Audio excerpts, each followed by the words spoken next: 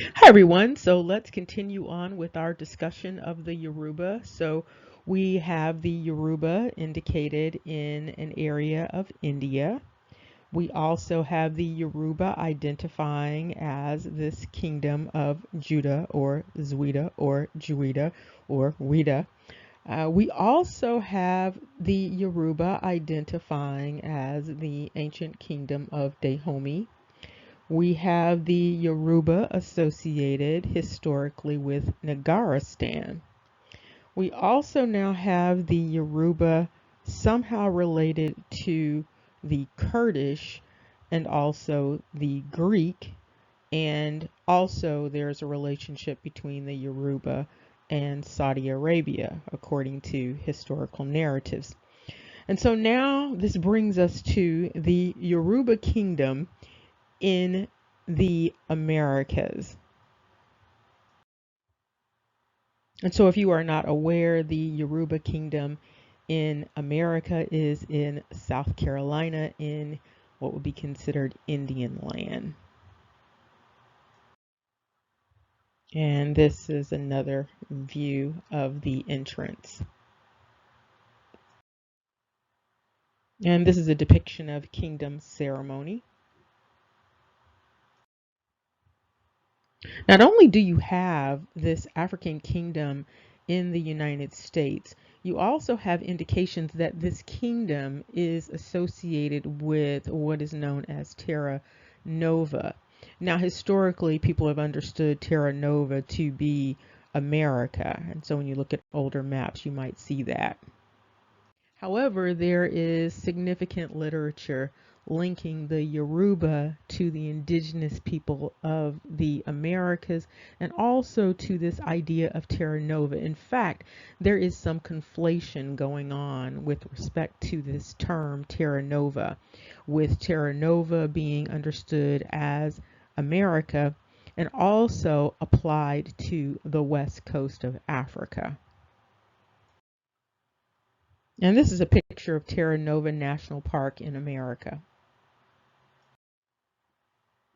And you see here indicated that Terra Nova National Park is located on the northeastern side of Newfoundland, and the park covers 154 square miles. However, what you also see in historical literature is that the origins of the Yoruba nation are tied to this construct of Terra Nova. Now, as you may recall, you saw that the Yoruba was also situated in Nagaland in India. And here you see the Yoruba associated with the word Nago or Nago, and you see it Nago. And this replaced the people or the word Lucumi. Now, what's indicated is that these two words are also associated with this Terra Nova with respect to the Yoruba people. And so there's a substituting of these three words with respect to the Yoruba people. And when one looks at some of these dynamics in some of these historical narratives, one thing that does seem to pop out is the possibility that what was termed the transatlantic slave trade may have been a slave trade and a slavery experience for some people. However, for some other people, this may have simply been a migration and colonization scheme. And so you do see evidence of that when you are looking at these emerging historical narratives. And so you see here that the Yoruba had been previously known by this name, Lucumee, and that they supplied the enslaved people the Lucumi. Now, what's interesting is where this name purportedly came from. Now, if you look at the top, this section is discussing the origins of the slaves in the Lima region, and this is Lima, Peru. Now, this word is apparently coming from the Quechua. Hopefully, I'm pronouncing that correctly. These are the individuals who purportedly gave the name of the Lucume or Lucumee or Lucmi to the Yoruba people, or the people who were enslaved and came to the Americas. This is the name that was given to them. And you can see the etymology of the word starting with the indigenous people of the Americas, going all the way down through the Spanish and the French. And here you see additional details about this particular word. And so coming out of Oxford Languages, you see the Quechua are identified as a member of a South American people of Peru, parts of Bolivia, Chile, Colombia, and Ecuador. It's also considered the language or group of languages for this particular group of people.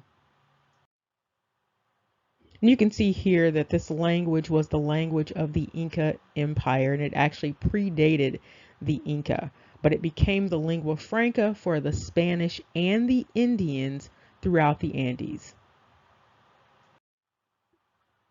And to complicate matters, this word, this people group, this language is identified, this Lucumi, as a secret Yoruba language of the Niger-Congo family.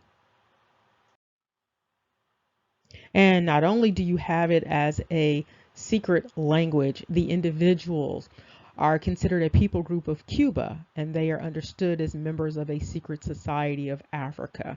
And so you have it as a secret language, and also the people are identified as members of a secret society. As we wrap this up, clearly the Yoruba have been quite the world travelers. So now historically we have the Yoruba documented in Arabia, and as the Arabians, we have the Yoruba identifying as the descendants of Nimrod or Nimrud. We have evidence of the Yoruba in India, in Nagaland. Of course, we have evidence of the Yoruba on the west coast of Africa and in various parts of Africa. We have the Yoruba identifying as the Kingdom of Judah, the Kingdom of Dahomey, Solomon's Kingdom, Jeroboam, Europa. The list goes on, and also to include Nagaristan and Kurdistan, and also Greece. And so the Yoruba apparently have quite a reach and quite a spread. The question, however, remains, where is Jacob? Remember, knowledge is power. Take care. See you soon.